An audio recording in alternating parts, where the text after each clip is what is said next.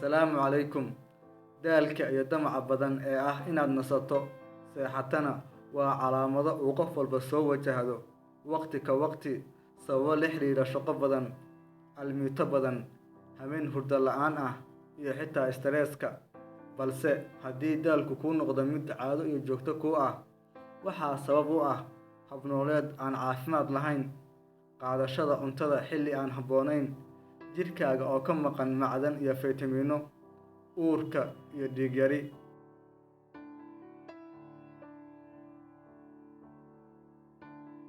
Haddii aad markasta daalan tahay, waxaad jeceshahay inaad iska ilaaliso waxqabadka iyo dhaqdhaqaaqa jirka, taasina waxay ku hogaaminaysaa in murquhu dabcaan, jirkuna lumiyo u dhiirashada socodka, wareegga dhiiguna noqdo mid xawli yar.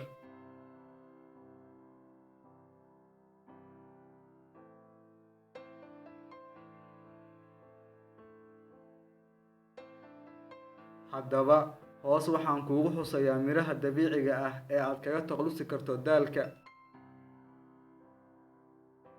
Timirta. Dad badan ayaan ogeyn in timirtu ay faa'iidooyin badan u leedahay jirka, ayna ku jiraan faytamiino, proteins iyo macdan badan.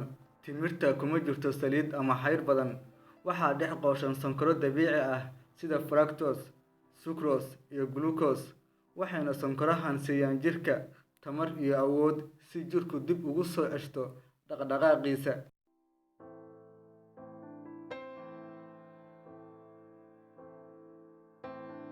Waxaad dabka saaraysaa galaas caano ah iyo 7 ilaa 8 mir oo timir ah. Markay xoogaa karkaraan, ka yaree dabka 4 daqiiqana u daa. Kadib qabooji oo cab maalin kasta. Isbeddel weyn waad arkaysaa insha Allah.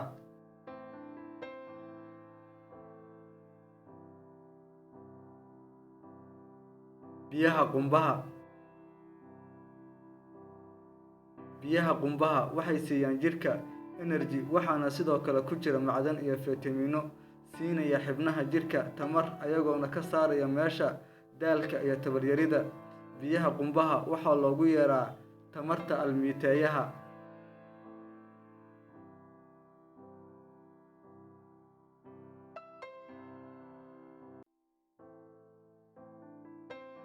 Amla gooseberry.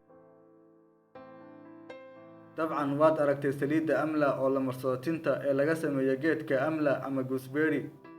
Geedkan ma aha oo keliya inuu daawo u yahay xanuuno badan, balse wuxuu sidoo kale xoojiyaa murqaha, wuxuu nafaqeeyaa maskaxda, dhiiggana u yahay gaashaan.